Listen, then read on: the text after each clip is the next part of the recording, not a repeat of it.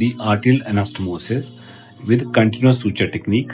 We have more understanding purpose. The graft on your right side is the after minutes of safe arterial anastomosis, not to touch the intima, always hold the this adventitia you have to follow.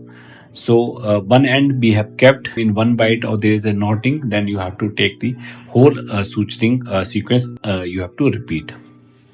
So one end here one so that you can do it easily. So the benefit here is complete this anastomosis comparatively in a lesser time, where the time is essence like this threatened limb, or you may have to do the whole anastomosis again.